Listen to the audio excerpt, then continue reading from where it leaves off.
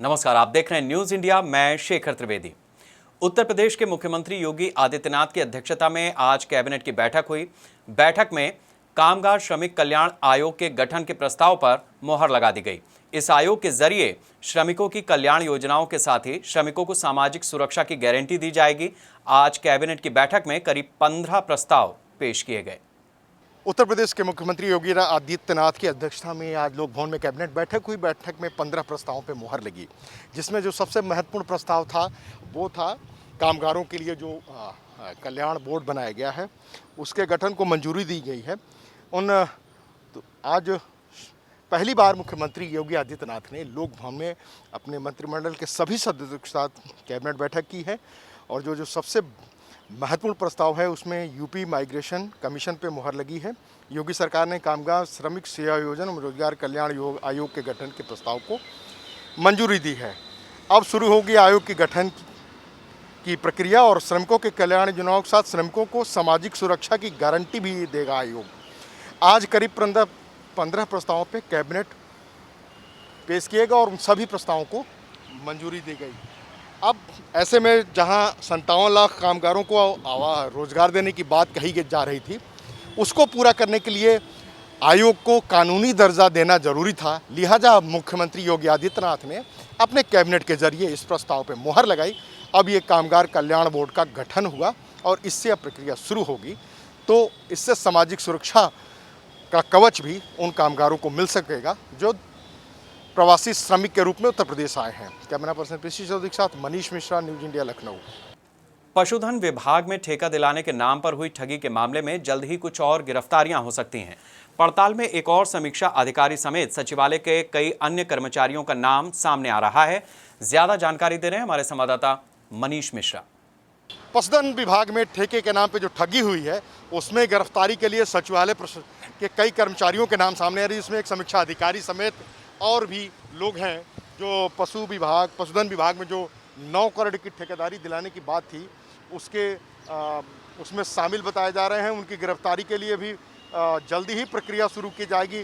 अब खबर ये भी है कि कुछ लोगों को आज पड़ताल में एक समीक्षा अधिकारी समेत सचिवालय कई अन्य कर्मचारियों के नाम आने की संभावना है।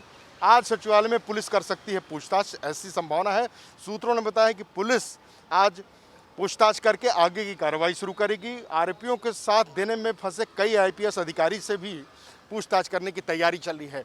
यानी जो पशुधन विभाग में जो ठेका दिलाने के नाम पे जो ठगी हुई है उसमें गिरफ्तारी शीघ्र होगी, इसके लिए पुलिस ने कार्रवाई शुरू कर दी है। तो सबसे जो बड़ी चीज़ है कि इस तरह की चीज़ें हो रही हैं। एक तरफ मुख्यमंत्री जीरो टॉलरेंस की बात करते हैं, भ्रष्टाचार को समाप्त करने की बात करते हैं, दूसरी तरफ इस तरह की चीज़ें हैं। कहा यह गया कि कुछ पत्रकार, कुछ आईपीएस अधिकारी, सचिवालय विभाग के कुछ समीक्षा अधिकारी और एक मंत्री के सगे रिश्तेदार इसमें शामिल हैं। हालांकि जो व्यापारी के साथ ठगी हुई उसके पास जब सभी रास्ते बंद हुए तब इस बात का खुलासा हुआ कि पशुधन विभाग में 9 करोड़ के फर्जी टेंडर का एक बड़ा घपला सामने आया है। कैमरा पर्सन पीसी चौधरी के साथ मनीष मिश्रा, न्यूज इंडिया, लखनऊ। उत्तर प्रदेश में उन संस्थाओं को अरबों के ठेके दिए गए हैं जिनकी गर्दन एनआरएचएम घोटाले में फंसी है। बारी अब जल निगम की निर्माण इकाई कंस्ट्रक्शन एंड डिजाइन सर्विसेज की है। प्रधानमंत्री जन विकास कार्यक्रम के तहत सीएनडीएस को भी 1000 करोड़ से ऊपर के काम दिए गए, जिसमें अब गड़बड़ियां सामने आ रही हैं। कंस्ट्रक्शन एंड डिजाइन सर्विसेज को एनआरएचएम योजना में अस्पतालों के निर्माण और साज सज्जा का ठेका बसपा सरकार के दौरान दिया गया था, जिसमें अरबों के घोटाले की कलंक कथा लिखी गई। सीएनडीएस के पूर्व एमडी पीके भूपेश इस घोटाले के मास्टरमाइंड थे, जिनको सेवा से बर्खास्त तक किया गया था। बाद में यूपी जल निगम के तत्कालीन मुखिया रहे एक आईएएस ने बहाली दी। पूर्व एमडी समेत सीएनडीएस के कई इंजीनियरों को भी एनआरएचएम घोटाले में जेल हुई। अब इसी दागी संस्था सीएनडीएस को अल्पसंख्यक कल्याण विभाग ने 11 अरब से अधिक के ठेके बांटकर घोटाले की स्क्रिप्ट तैयार की है। लैकफेड भी एनआरएचएम घोटाले में फंसी संस्था थी। इसके बावजूद इसी योजना में प्रमुख सचिव अल्पसंख्यक कल्याण मनोज सिंह ने लैकफेड को अरबों के ठेके बांटे थे। न्यूज़ इंडिया के खुलासे के बाद ठेकों की कार्यदायी संस्था लैकफेड से बदलकर जल निगम को कर दिया गया। अब प्रधानमंत्री जन विकास कार्यक्रम में सीएनडीएस जैसी दागी संस्था को भी 1000 करोड़ के काम मिले हैं। इससे साफ है कि अफसरों के पास इतने बड़े ठेकों के जरिए करोड़ों का कमीशन भी आ रहा है। जल निगम की निर्माण इकाई सीएनडीएस को 11वीं और 12वीं पंचवर्षीय योजनाओं के लिए सैकड़ों परियोजनाओं का ठेका प्रधानमंत्री जन विकास कार्यक्रम के तहत दिया गया है, जिसमें से 696 योजनाओं का काम सीएनडीएस ने अभी तक पूरा नहीं किया है। सिर्फ यही नहीं, बिना प्रशासकीय विभाग की अनुमति के कुछ जिलों में ठेकों की लागत राशि में वृद्धि के प्रस्ताव भी शासन को भेज दिए गए। सीएनडीएस के अफसरों की मनमानी यही नहीं रुकी, बल्कि तमाम जिलों में इस दागी संस्था ने आंगनबाड़ी केंद्रों की संख्या भी कम कर दी। सीएनडीएस ने करीब 350 करोड़ के कामों का उपयोगिता प्रमाण पत्र भी शासन को अभी तक नहीं भेजा है, जिसके बाद अरबों के ठेकों में गड़बड़ियों की कलई खुलना शुरू हो गई है। शासन ने सीएनडीएस को कारण बताओ नोटिस जारी करते हुए 1 हफ्ते में जवाब मांगा है, लेकिन प्रधानमंत्री जन विकास कार्यक्रम में दागी संस्थाओं को बेहिसाब ठेके क्यों बांटे जा रहे हैं, इसका जवाब किसी भी अफसर के पास नहीं है। 1000 करोड़ से ऊपर के ठेकों में सीएनडीएस के इंजीनियरों ने नियमों की खुलेआम धज्जियां उड़ाई, लेकिन शासन ने जांच के आदेश न देकर सिर्फ नोटिस जारी किया। ये हाल तब है जब प्रधानमंत्री जन विकास कार्यक्रम में अरबों रुपए के घोटालों के साक्ष्य और शिकायत पर जांच की मांग पीएमओ तक से की गई थी, लेकिन ना ही यूपी सरकार और ना ही केंद्र सरकार ने इतनी बड़ी योजना में भ्रष्टाचार के आरोपों पर अभी तक जांच करवाना मुनासिब समझा। कैमरामैन गौरव के साथ मनीष श्रीवास्तव, न्यूज़ इंडिया, लखनऊ। लखनऊ के वीवीआईपी गेस्ट हाउस की दीवार पर 69,000 सहायक शिक्षक भर्ती और पशुधन विभाग में टेंडर घोटाले को लेकर विवादित पोस्टर लगाए गए हैं। विवादित पोस्टर्स में पोस्टर लगाने वाले का नाम नहीं लिखा है। विवादित पोस्टर के द्वारा सीएम और कैबिनेट के एक मंत्री के साथ आरोपियों की फोटो को दिखाया गया है। पुलिस के संज्ञान में मामला आने के बाद पोस्टर तत्काल हटा दिए गए। आपको बता दें कि 69,000 सहायक शिक्षक भर्ती और पशुधन विभाग में टेंडर के मामले में पुलिस के द्वारा कई आरोपियों की गिरफ्तारी हो चुकी है। वहीं शिक्षक भर्ती मामले में सरकार विपक्षियों के निशाने पर है।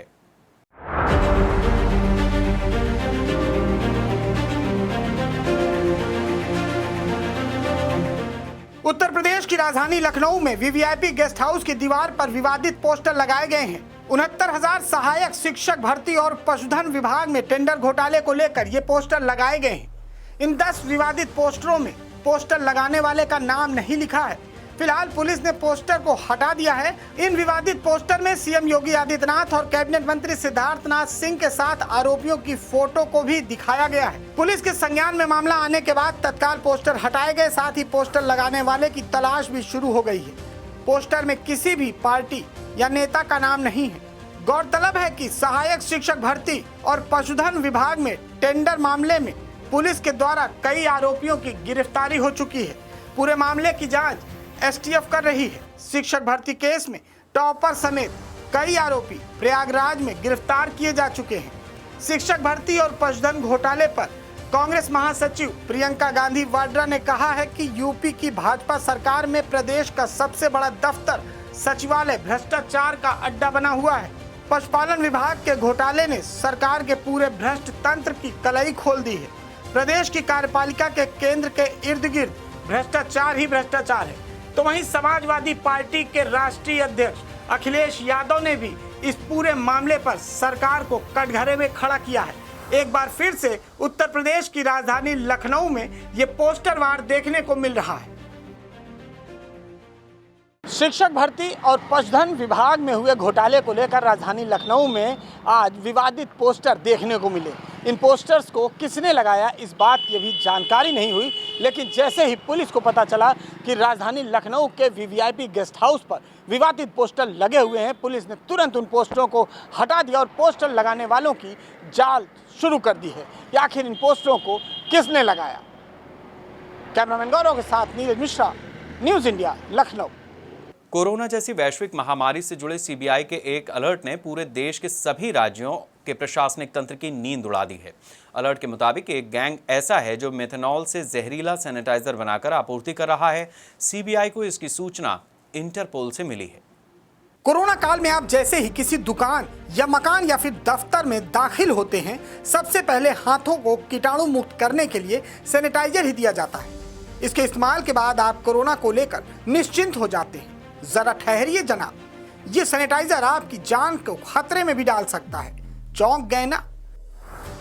ये सनसनीखेज खुलासा खुद देश के शीर्ष जांच एजेंसी सीबीआई ने किया है, वो भी अंतर्राष्ट्रीय आपराधिक पुलिस संगठन यानी इंटरपोल से मिली खुफिया जानकारी के बाद। इंटरपोल की खुफिया जानकारी कई देशों में बिक रहे जहरीले सैनिटाइजर पर आधारित है। मेथनॉल के जरिए एक गैंग जहरीले सैनिटाइजर की सप्लाई पूरे देश में कर रहा है। सीबीआई ने सभी राज्यों को अलर्ट जारी किया है। हालांकि यूपी में खाद्य और औषधि प्रशासन महकमे के ड्रग कंट्रोलर एके जैन के मुताबिक अभी हमारे पास ऐसी जानकारी नहीं आई है। हम नकली सैनिटाइजर बनाने वालों के खिलाफ पहले से ही अभियान चला रहे हैं। हमारा विशेष अभियान इस समय पूरे प्रदेश में चल रहा है और उस अभियान के अंतर्गत हम पहले टेस्ट परचेज करके, जिसमें हमारा ड्रग इंस्पेक्टर नहीं जाएगा, किसी से टेस्ट परचेज कराएगा वो, और ये सुनिश्चित करेगा कि दाम सही है या नहीं है। यदि दाम नहीं सही है तो उस पर 3/7 के अंदर कार्रवाई की जाएगी, और अगर दाम सही है और उसके बाद ड्रग इंस्पेक्टर ये सुनिश्चित करेगा कि लेबल के हिसाब से प्रथम दृष्टया सैनिटाइज़र नकली है या नहीं है या गलत है या नहीं है, उसके नमूने भी भरेगा, जो कि हमारे राजकीय विश्लेषक प्रयोगशाला में उसके द्वारा उसको टेस्ट किया जाएगा। टेस्ट करने के बाद यदि कोई भी खामी उसके अंतर्गत आती है तो नियमानुसार उस पर विधिक कार्रवाई भी की। डॉक्टरों के मुताबिक मेथनॉल से बनाए जा रहे जहरीले सैनिटाइजर से न सिर्फ त्वचा से जुड़ी गंभीर बीमारियां हो सकती हैं, बल्कि दिमाग भी सुन्न होकर आपको मौत की सौगात दे सकता है। एथेनॉल मिश्रित अल्कोहल से देश में सैनिटाइजर का निर्माण हो रहा है। इसकी आड़ में ही मेथनॉल वाले जहरीले सैनिटाइजर की आपूर्ति शुरू हुई है, जिसकी पहचान भी सक्षम लैब में जांच कराए बिना नहीं हो सकती। मेथनॉल जो है, इसको मिथाइल अल्कोहल के नाम से जाना जाता है। मुख्यतः जो अभी सैनिटाइज़र्स लॉकडाउन के दौरान और कोविड के इन्फेक्शन में इस्तेमाल हो रहे हैं, इसमें जो अल्कोहल इस्तेमाल किया जाता है वो इथाइल अल्कोहल, जिसको इथेनॉल कहते हैं, या आइसोप्रोपाइल अल्कोहल इस्तेमाल मुख्यतः किया जाता है। जो ये मिथेनॉल की आप बात करें, मिथाइल अल्कोहल, ये इसके अंदर जो वायरस को मारने की क्षमता है, ability to kill the virus, ये काफ़ी वीक है, बट ये काफ़ी ज़्यादा टॉक्सिक और नुकसानदेह है ह्यूमन बींग्स के लिए। और जो ये जो मिथेनॉल है, ये 3 प्रकार से बॉडी में एंटर करता है। अगर आप उसको सैनिटाइज़र की तरीके से लेंगे तो स्किन के ज़रिए, अगर कोई पी लेता है तो पेट के ज़रिए, और यदि स्प्लैश होता है तो आँख से और कान से और मुंह से ये चला जाता है। और इनहेलेटरी प्रोसेस से भी ये जा सकता है कि अगर मान लीजिए कि हमने उसको इनहेल कर लिया, तो इन तीनों तरीक़ों से अगर वो जाता है तो शरीर के अंदर जाके फॉर्मेल्डिहाइड, जो एक काफ़ी ख़तरनाक चीज़ होती है, उसमें जाकर के कन्वर्ट हो जाता है। और फॉर्मेल्डिहाइड जैसे ये लिवर के पास जाता है तो लिवर इसको फॉर्मिक एसिड में कन्वर्ट कर देती है, और जैसे ये फॉर्मिक एसिड में कन्वर्ट होता है तो इसके अंदर एक एबिलिटी होती है फॉर्मिक एसिड में कि ब्रेन के सेल्स को कमज़ोर कर देता है, ब्रेन को डिस्ट्रॉय कर देता है, और कई केसेस में ब्रेन डेथ भी हो जाती है। ऑप्टिक नर्व को डिस्ट्रॉय कर देता है, आदमी को दिखना बंद हो जाता है। और आपको अचंभा होगा यह जान करके कि सिर्फ 10 से 30 ml अगर मिथेनॉल आदमी पी ले, या 1 से 1.5 चम्मच मिथेनॉल का सेवन कर ले, तो इतना ही मिथेनॉल काफ़ी है ब्रेन डैमेज करने के लिए या आदमी की जान को लेने के लिए। और पूरे वर्ल्ड वाइड मिथेनॉल इंटॉक्सिकेशन और इसके कई बार आउटब्रेक्स हो चुके हैं, जहां मिथेनॉल के सेवन से लोगों की जानें गई। मेथनॉल कितना जहरीला हो सकता है, इसका अंदाज इस बात से लगाया जा सकता है कि कोरोना की काट के रूप में उड़ी अफवाह के बाद ईरान में आम जनता ने अचानक मेथनॉल पीना शुरू कर दिया था, जिससे 700 से अधिक लोगों की मौत भी हो गई थी। अब देश भर की पुलिस और सीबीआई मेथनॉल वाले जहरीले सैनिटाइजर की आपूर्ति पर लगाम कसने के लिए रणनीति बनाने में जुटी है। फिलहाल आप भी सैनिटाइजर का इस्तेमाल करते वक्त सतर्क रहें। कोरोना जैसी वैश्विक महामारी ने पूरी दुनिया में लाखों लोगों की जानें ली हैं। इसके बावजूद कुछ लोगों को सिर्फ पैसा बनाना ही नजर आ रहा है। तभी अपराधियों ने भी मेथनॉल से जहरीला सैनिटाइज़र बनाने का तरीका ईजाद किया और आपूर्ति करना शुरू कर दिया।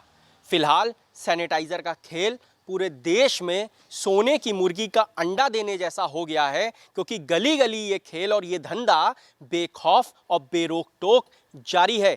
सीबीआई ने सिर्फ जहरीले सैनिटाइज़र पे ही राज्य सरकारों को नोटिस या आगाह नहीं किया है, बल्कि कोविड-19 से जुड़े चिकित्सीय उपकरणों और ऑनलाइन पेमेंट के बारे में भी एक नोटिस जारी किया है, जिसमें ये साफ तौर पर सरकारों के प्रशासनिक तंत्र को इत्तला किया गया है कि कुछ अपराधी ऐसे भी हैं जो कोरोना संक्रमण काल के दौरान अस्पतालों में जाकर पीपीई किट, मास्क, सैनिटाइज़र और तमाम कोविड-19 से जुड़े सामानों की आपूर्ति का ठेका पाने के प्रयास में हैं और ठेकों के लिए एडवांस पेमेंट तक ले रहे हैं।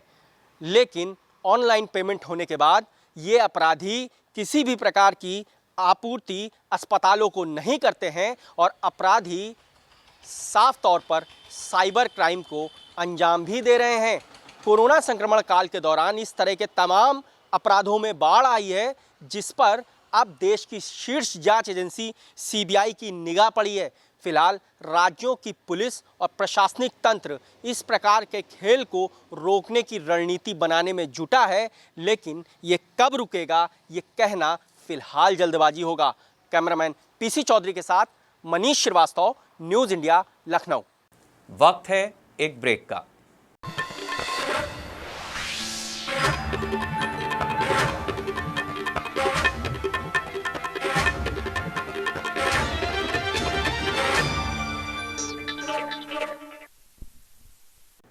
एक्टर सुशांत सिंह राजपूत की मौत के बाद उनके चाहने वाले सदमे में हैं तो लोग सकते में भी हैं कि आखिर एक कामयाब अभिनेता आत्महत्या जैसा कदम कैसे उठा सकता है।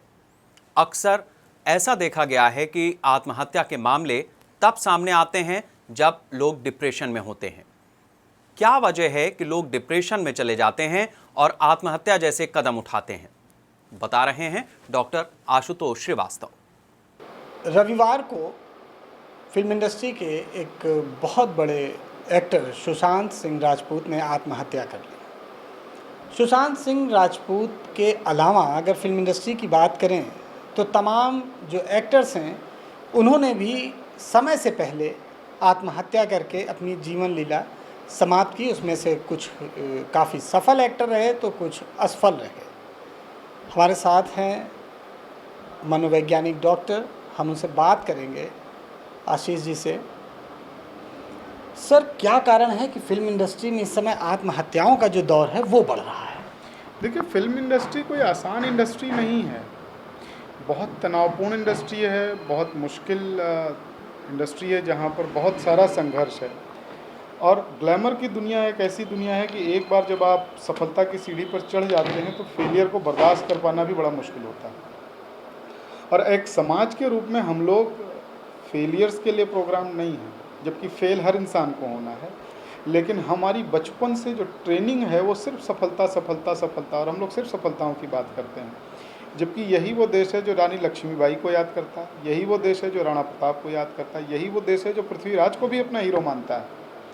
लेकिन पिछले कुछ सालों में मैं देख रहा हूँ ये ट्रेंड बिल्कुल बदल गया है और अब हम असफल लोगों के बारे में बात भी नहीं करना चाहते। असफल लोग के साथ में एक अजीब तरीके का भेदभाव, एक अजीब तरीके का तिरस्कार या असफलताओं को लेकर हम लोग कर रहे हैं। और ये जो प्रोग्रामिंग फॉर सक्सेस है, ये जो सफलता के लिए हम प्रोग्राम कर रहे हैं बच्चों को या अपने समाज को, ये बहुत हेल्दी नहीं है, क्योंकि जरा सी असफलता, जरा सी तकलीफ हमको तोड़ देगी। तो जो साइकोलॉजिकल इम्यूनिटी है उसको बढ़ाने का एक ही तरीका है कि हम अपने बच्चों को असफलता के लिए भी प्रोग्राम करें, उनके लिए भी तैयार करें कि जब आप असफल होगे तो जीवन में कैसे आप कोप अप करोगे, कैसे आप बाउंस बैक करोगे, कैसे लौट के फिर आओगे। आशुतोष जी, जो सुशांत सिंह राजपूत की जो मौत है उसको किस तरह से देखते हैं और क्या लगता है इसको मतलब देखकर? देखिए, सुशांत सिंह की मौत को अगर एक प्रोफेशनल के रूप में पूछे तो मैं सिर्फ एक बीमारी के रूप में देखता हूँ। बहुत से लोग उसी बॉलीवुड में हैं, बहुत से लोग उसी सुशांत राजपूत के जैसे ही षड्यंत्रों का शिकार भी हुए होंगे, असफल भी हुए होंगे, मुश्किल दौर से भी गुजरे होंगे, लेकिन हर आदमी नहीं टूटा। उसका एक कारण ये है इनके टूटने का कि ये बीमार थे और बहुत सारी रिपोर्टें आ रही कि 6 महीने से करीब इनका इलाज चल रहा था, यानी इलाज सही से नहीं हो पाने के कारण इस व्यक्ति की मृत्यु हुई। और मानसिक स्वास्थ्य को हम लोग गंभीरता से अभी भी नहीं ले रहे हैं। जब कोई व्यक्ति बीमार होता है तो हम कहते हैं वो कमज़ोर व्यक्ति था, वो व्यक्ति हताश था, निराश था। ये लक्षण हो सकते हैं बीमारी के, लेकिन बीमारी का कारण नहीं है। बीमारी का कारण ये है कि उस बच्चे की या उस व्यक्ति की प्रोग्रामिंग ही सक्सेस के लिए हुई थी। सुशांत सिंह राजपूत का बचपन से जितना रिकॉर्ड मैं मीडिया के माध्यम से देख रहा हूँ, एक भी ऐसा आप उसको बता दिए जहाँ वो असफल रहा हो। स्कूल के टाइम पर, कॉलेज के टाइम पर, इंजीनियरिंग के टाइम पर, तो हर जगह बेस्ट, हर जगह बेस्ट, हर जगह बेस्ट। और जब एक दौर ऐसा आया कि जब वो बेस्ट नहीं रह पाया, तो जो दबाव और जो तनाव उसके ऊपर पड़े, उसके साथ वो व्यक्ति कोप अप नहीं कर पाया और डिप्रेशन में चला गया। हालांकि अगर उसका इलाज अच्छे से होता, या इलाज में जैसे लोग ये भी बता रहे हैं कि पिछले कुछ दिनों से उसने दवाएं खानी भी बंद कर दी थी, तो इलाज के साथ साथ सोशल सपोर्ट, परिवार का सपोर्ट और जिस समाज के साथ हम रह रहे हैं, बॉलीवुड के लोगों का सपोर्ट अगर उसके साथ होता, तो उस जीव को, उस जान को बचाया जा सकता था। डॉक्टर साहब, कहा जाता है कि सफलता जो है वो स्थायी नहीं होती, कभी भी कोई भी किसी की भी नहीं होती, चाहे वो तमाम बड़े स्टार हों, चाहे वो तमाम बड़े पॉलिटिशियन हों, चाहे उत्तर प्रदेश के बड़े बड़े पॉलिटिशियन हों, आज वो सत्ता से बाहर हैं। इसी तरह फिल्म इंडस्ट्री में और लोगों की नज़र में वो सितारे होते हैं, उन्हें लोग सितारा कहते हैं। ऐसे सितारों का क्या धुंधला होना ज़्यादा मौत की वजह होती है कि वो मौत के ज़्यादा नज़दीक चले जाते हैं, या वो तुरंत अपनी जीवन लीला समाप्त करना चाहते हैं और वो हमेशा चाहते हैं कि हम इसी तरह लोगों के जहन में बने रहें? क्योंकि एक उदाहरण मैं अगर बात करूं, सितारों में भी आप देखिए कि जो स्टार पुत्र हैं वो असफल भी होते हैं, सफल भी होते हैं। हाँ, उनके ऊपर कोई ऐसा इतना असर नहीं आता। है। लेकिन ये जो मध्यम वर्गीय परिवारों से, छोटे शहरों से संघर्ष करके व्यक्ति ऊपर तक पहुंचता है, उसकी इनसिक्योरिटी बड़ी होती है, असुरक्षा की भावना बहुत है। और दुर्भाग्यवश देश भर में ये जो भाई भतीजावाद की व्यवस्था है वो बॉलीवुड में भी है। और बॉलीवुड में बहुत आप लोग मीडिया के माध्यम से हम सुनते रहते हैं कि कैसे एक ख़ास ग्रुप है जो पूरे बॉलीवुड को कंट्रोल करता है और किसी भी नए व्यक्ति को, किसी भी नए तरीके के काम को वहाँ पर नहीं करने दिया जाता। उसकी फिल्में नहीं चलने दी जाती, रिलीज़ नहीं होने दिया जाता, फिल्में मिलती नहीं है, बहुत तरीके के दांव पेच पॉलिटिक्स वहाँ भी है। तो ये जो नए लोग हैं, ये उस दांव पेच पॉलिटिक्स के लिए न तो ओरिएंटेड है, न ट्रेंड हैं, और ना उस दांव पेच के कारण होने वाले नुकसानों के लिए प्रोग्राम्ड है। और जबकि असुरक्षा इतनी बड़ी है कि जैसे स्टार पुत्र है, अगर उसकी फिल्म नहीं चली तो भी क्या हुआ, वो अपनी उसी जीवन शैली में है। लेकिन एक जो लखनऊ से, कानपुर से, भोपाल से, पटना से लड़का गया है संघर्ष करके, अगर वो असफल होता है तो वो वापस अपनी ज़िंदगी को वहीं जाते हुए देखता है जहाँ से वो संघर्ष करके आया। तो वो डर बहुत बड़ा है। और इस डर में आप देखिए जितने नवोदित कलाकार अच्छे अच्छे, वो चाहे जिया खान रही हों, चाहे ये हों, तो प्रत्युषा बनर्जी का केस हो, इन सब के साथ आप देखिए कि कितना संघर्ष करके ये लोग बुलंदियों तक पहुँचे थे। लेकिन उस संघर्ष के बाद सस्टेन कर पाना मुश्किल हो गया। वो डर इतना बड़ा था कि लड़ नहीं पाए।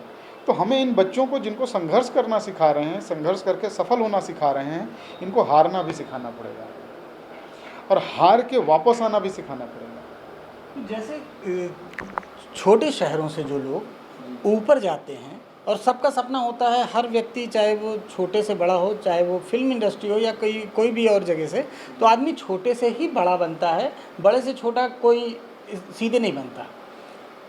इसी तरह फिल्म इंडस्ट्री की अगर हम बात करें, तो जिस तरह सुशांत सिंह राजपूत ने आत्महत्या जैसा कदम उठाया, या उसके पहले और ऐसे तमाम उदाहरण हमें देखने को मिले कि आत्महत्या की तरफ लोग गए, उन्होंने अपना करियर ख़त्म कर लिया। और हालांकि अभी सुशांत सिंह राजपूत के पास इतना बड़ा कोई असफलता नहीं थी कि वो बिल्कुल फ्लॉप हो गए थे, उनकी अभी छिछोरे फिल्म काफ़ी चली थी। तो ये किस तरह इस तरह के जो डर हैं, इन्हें कैसे कंट्रोल करें, ये सबसे बड़ा प्रश्न है। क्योंकि छोटे शहरों के तमाम लोग फिल्म इंडस्ट्री और माया नगरी में जाते हैं, तो वो इस डर को कैसे समाप्त करें? इसके लिए भी क्या एक ट्रेनिंग लेनी पड़ेगी? बिल्कुल ट्रेनिंग होनी चाहिए, बच्चों को सिखाया जाना चाहिए। और जो मीडिया के माध्यम से हम लोग एक दबाव क्रिएट करते हैं सफल होने का, वहाँ पर कुछ असफल स्टोरीज़ को भी दिखाना पड़ेगा कि कैसे ये बाउंस बैक कर रहा है। हम सफलता तो दिखाते हैं, उगते सूरज को तो सलाम करते हैं, लेकिन डूबते सूरज की स्टोरी हम समाज के रूप में, मीडिया के रूप में आगे नहीं ला पाते।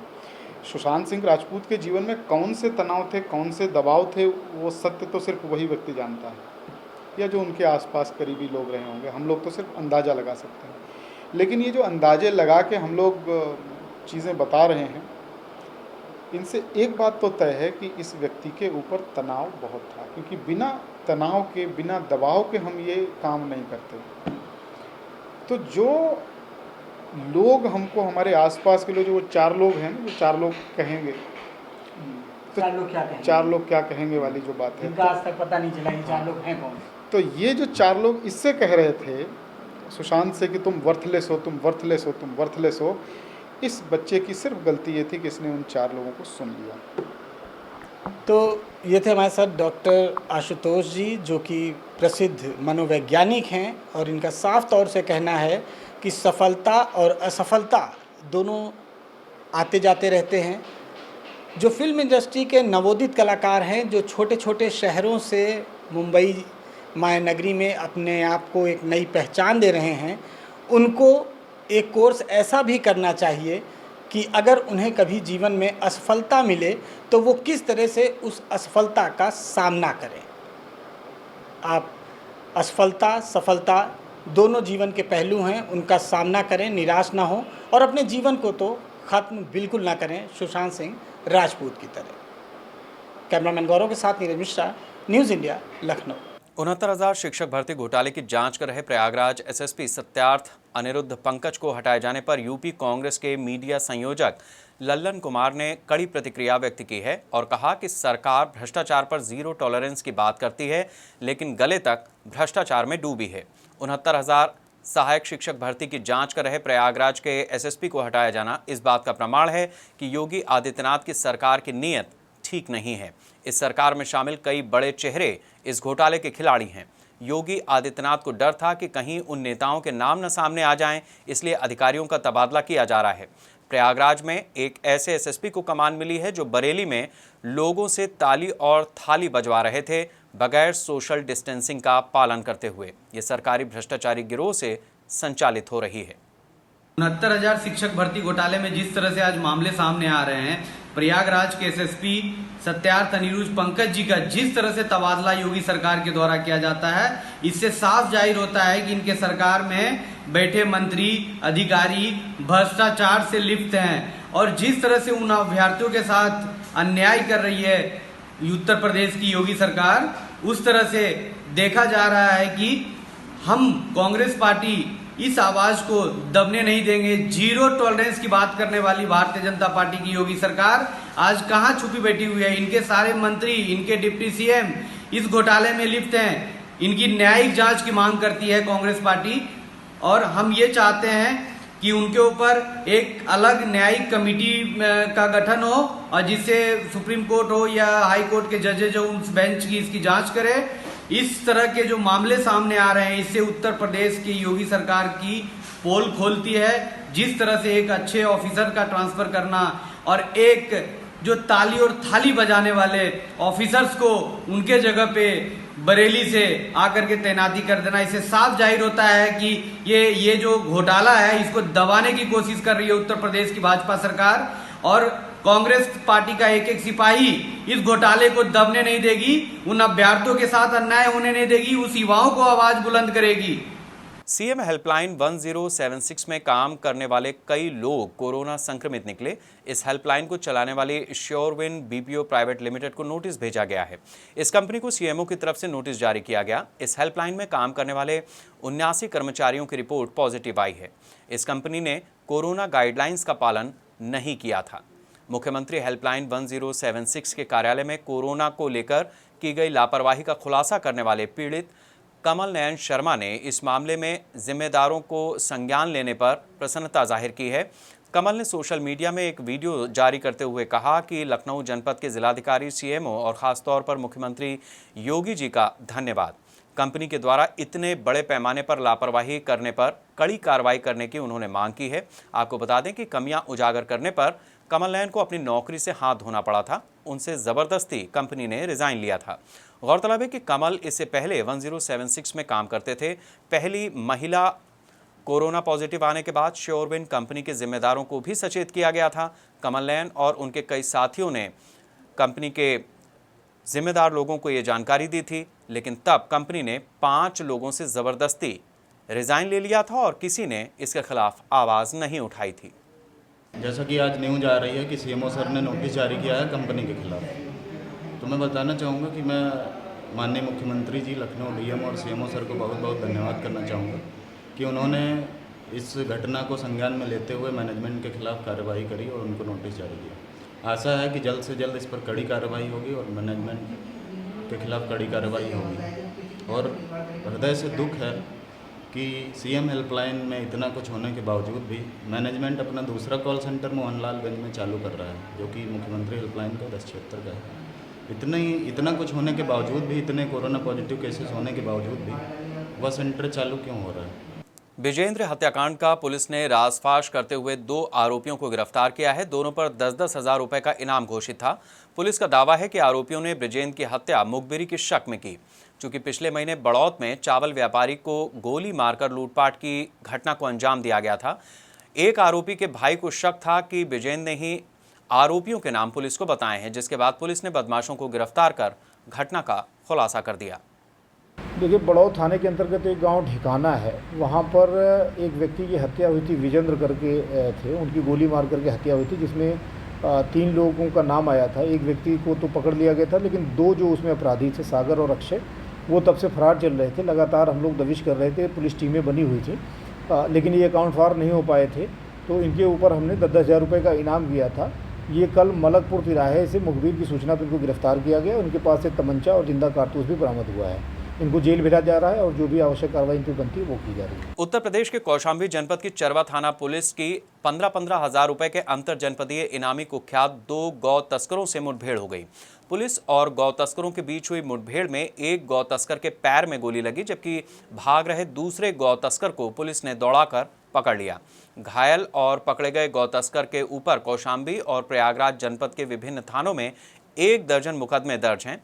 घायल गौ तस्कर को जिला अस्पताल में भर्ती कराया गया है, जहां प्राथमिक उपचार के बाद उसे प्रयागराज के SRN अस्पताल रेफर किया गया। चरवा कोतवाली पुलिस को मुखबिर के जरिए सूचना मिली थी कि इनामी अंतर जनपदीय गौ तस्कर माबूद अहमद और मैकन निवासी पीपल गांव थाना धूमनगंज प्रयागराज इलाके के सुमेरपुर गांव में छिपा हुआ है। सूचना मिलने पर CO चायल और चरवा कोतवाली पुलिस ने इनामी गौ तस्करों की घेराबंदी की और मुठभेड़ के बाद उन्हें गिरफ्तार कर लिया। भारतीय जनता पार्टी परिवार संपर्क अभियान के जरिए केंद्र सरकार के 1 साल पूरे होने पर योगी सरकार की उपलब्धियां, पत्र और मोदी योगी सरकार की योजनाओं को जनता के बीच पहुंचा रही है। बीजेपी अल्पसंख्यक मोर्चा के नेताओं ने बदायूं में जनसंपर्क अभियान चलाया। इस दौरान सैनिटाइजर और मास्क का भी वितरण किया गया। माननीय प्रधानमंत्री जी, जो देश के प्रधानमंत्री जी हैं, माननीय मोदी जी, उनका 2014 से लेकर और 2019 तक एक कार्यकाल 5 साल का पूरा हुआ था, और अब 2019 से लेकर और 2000 जो अब चल रही है तक 1 साल कार्यकाल, सफल कार्यकाल पूरा हुआ है।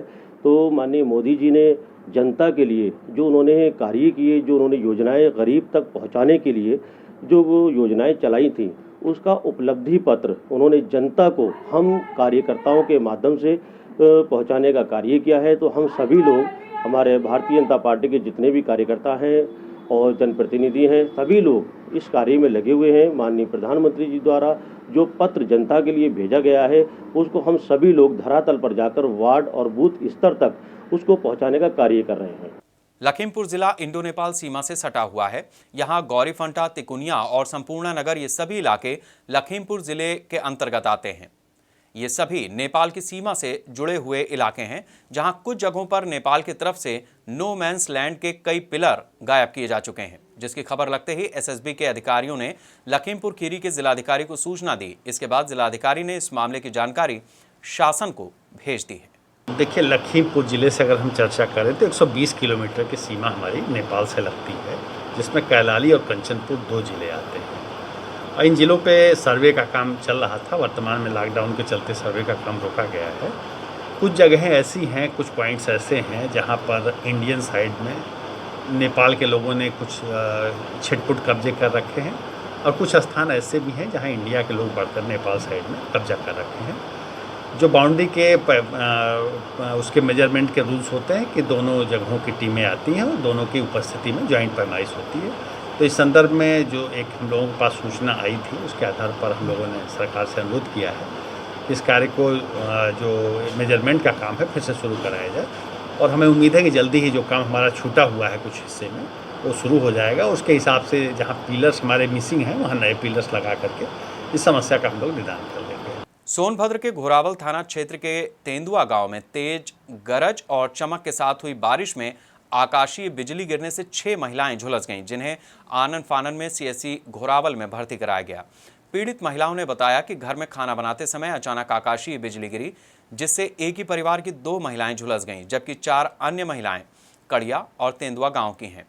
इन क्षेत्रों में बड़े बड़े टावर होने के बावजूद विद्युत तड़ित नहीं लगाए जाने से अक्सर आकाशीय बिजली गिरती है, जिससे लोग या तो गंभीर रूप से घायल होते हैं या दुर्घटनाग्रस्त होकर कई बार उनकी जान भी चली जाती है। मैं डॉक्टर मुन्ना प्रसाद सीएससी घोरावल से बोल रहा हूँ, जो कि मेरे अस्पताल में 6 लोग आए हुए इलेक्ट्रिक द्वारा मारा हुआ है, जो कि एम्बुलेंस द्वारा लाया गया है, जो कि मोहिनी के 4, बढ़िया के 1, तेंदुआ के 1, उनका इलाज हो रहा है यहाँ पर। शाहजहांपुर के कटरी में योगी सरकार के वित्त मंत्री सुरेश कुमार खन्ना ने बरसों से पुल के लिए तरसती जनता को पुल की सौगात दी है। पुल का शिलान्यास करते हुए कैबिनेट मंत्री सुरेश कुमार खन्ना ने कहा कि तहसील कलान के लक्ष्मणपुर गांव में बनने वाले इस पुल का निर्माण जून 2021 तक पूरा हो जाएगा। इस पुल के निर्माण से हजारों ग्रामीणों को आवागमन में लाभ मिलेगा। इससे पहले लक्ष्मणपुर से कलान जाने के लिए लोगों को काफी परेशानी का सामना करना पड़ता था। लोगों से कहना चाहते हैं कि सोशल डिस्टेंसिंग बनाए रखें। जहां तक इस पुल का सवाल है, बरसों से इस पुल की मांग चली आ रही थी, बसपा की सरकार में भी, सपा की सरकार में भी, लेकिन न बसपा की सरकार ने किया न समाजवादी पार्टी सरकार ने किया। जब भारतीय जनता पार्टी की सरकार आई तो उसने इस पुल को मंजूर किया। इस बुलेटिन में इतना ही। नमस्कार।